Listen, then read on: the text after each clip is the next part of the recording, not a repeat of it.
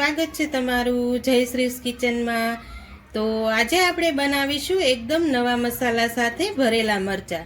તો તેના માટે અહીંયા મેં ભાવનગરી મરચાં લઈ લીધા છે। તમે જોઈ શકો છો કે આ રીતના આપણે એકદમ સરસ મરચાં લઈ લીધા છે। તો આજે આપણે એકદમ નવો જ મસાલો બનાવવાનો છે।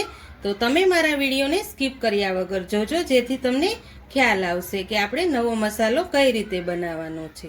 તો ચાલો આપણે બનાવવાનું શરૂ કરીએ। તો અહીંયા મેં ખાવણી લઈ લીધી છે। આપણે બધા જ મસાલા આની અંદર ખાંડી અને તૈયાર કરી લેવાના છે। તો સૌથી પહેલા આપણે અહીંયા સીંગ લીધી છે, મેં ફોતરા ઉખેડી અને તૈયાર કરી લીધી હતી। તો આપણે 3 ચમચી જેટલી સીંગ લઈ લીધી છે અને તેની સાથે આપણે 3 ચમચી જેટલા ગાંઠિયા લીધા છે, તે પણ આપણે એડ કરી દઈશું। તો હવે આપણે અહીંયા 2 ચમચી જેટલા સફેદ તલ લીધા છે, તે પણ આપણે અંદર એડ કરી દઈશું। આને આપણે એકદમ સરસ ખાંડી લેવાના છે। તો આ રીતે હું બધા જ મસાલાને એકદમ સરસ રીતે ખાંડી લઉં છું। તો અહીંયા આપણે મસાલો એકદમ સરસ રીતે ખાંડી અને તૈયાર કરી લીધો છે। આ રીતનો મેં થોડોક અધકચરો રાખ્યો છે, જેથી આપણને ખાવામાં ખૂબ સરસ એવો સ્વાદ આવશે। હવે તેમાં આપણે બધા જ મસાલા એડ કરી દઈશું। તો તેમાં આપણે 1 ચમચી જેટલું ધાણા જીરું પાવડર એડ કરીશું, અડધી ચમચી જેટલો હળદર પાવડર, પ્રમાણે આપણે નમક એડ કરી દઈશું, 1 ચપટી જેટલી આપણે હિંગ એડ કરીશું અને અહીંયા આપણે 1 ચમચી આદુ મરચાં અને લસણની પેસ્ટ લીધી છે, તે પણ એડ કરી દઈશું। તમે જો લસણ ન ખાતા હોય તો સ્કીપ પણ કરી શકો છો। હવે તેમાં આપણે લીલા ધાણા એડ કરી દઈશું। લીલા ધાણા આપણે થોડાક વધારે એડ કરવાના છે, જેથી તેનો સ્વાદ ખૂબ સરસ આવશે। હવે આપણે અહીંયા ખાટો મીઠો સ્વાદ દેવા માટે હું તેમાં ગળ એડ કરું છું। તો અહીંયા હું ગળ એડ કરી દઉં છું અને અડધા લીંબુનો રસ એડ કરું છું। હવે તેમાં આપણે 1 ચમચી જેટલું તેલ એડ કરીશું। અહીંયા મેં લાલ મરચું પાવડર એડ નથી કર્યું, તમારે જો કરવું હોય તો તમે એડ કરી શકો છો।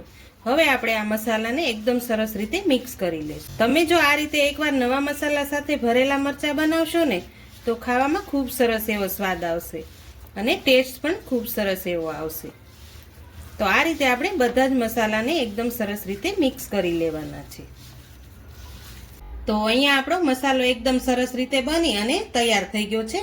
હવે મસાલાને આપણે સાઈડમાં રાખશું અને મરચાં લઈ લેશું। હવે આપણે મરચાંને કટ કરી લેવાના છે। હું આ રીતે મરચાંને આપણે વચ્ચેથી કટ કરી લઈશું। આ રીતે કટ કરી અને તેમાં જે નસ કે બિયા હશે તે આપણે બધા જ કાઢી લઈશું।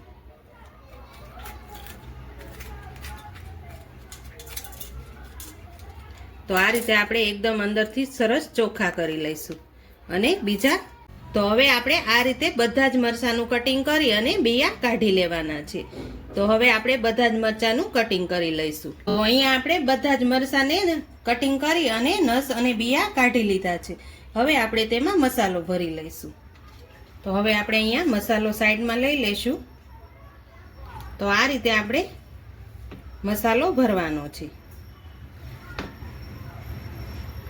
તમે જો ક્યારે આ રીતે મસાલો નવા મસાલા સાથે મરચાં ન બનાવ્યા હોય ને, તો એકવાર તમે જરૂરથી ટ્રાય કરજો। આ મરચાં ખાવામાં ખૂબ સરસ એવા લાગે। તો આ રીતે આપણે બધા જ મરચાંમાં મસાલો ભરી લેવાનો છે।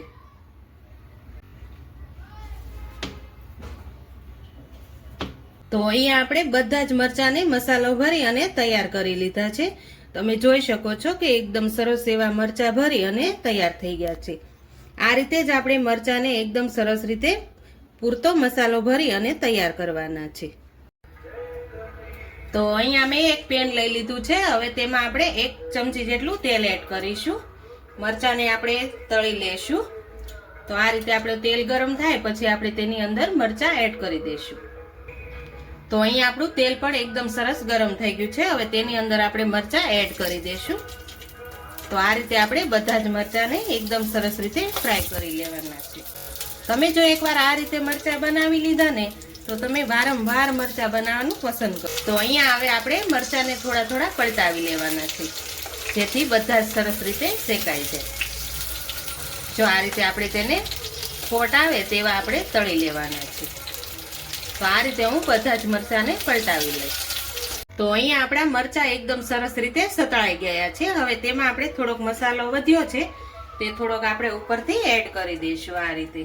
તો ખૂબ સરસ એવો સ્વાદ આવશે। હવે તેની ઉપર હું થોડાક લીલા ધાણા એડ કરું છું। તો તૈયાર છે આપણા એકદમ નવા મસાલા સાથે ભરેલા મરચાં. જો તમને મારી રેસીપી પસંદ આવી હોય તો મારા વિડીયોને લાઈક કરજો, વધુમાં વધુ શેર કરજો, અને હજુ સુધી મારી ચેનલને સબસ્ક્રાઇબ ન કરી હોય તો પ્લીઝ સબસ્ક્રાઇબ કરી દેજો. તો કોમેન્ટ કરીને કહેજો કે નવા મસાલા સાથે ભરેલા મરચાં તમને કેવા લાગ્યા.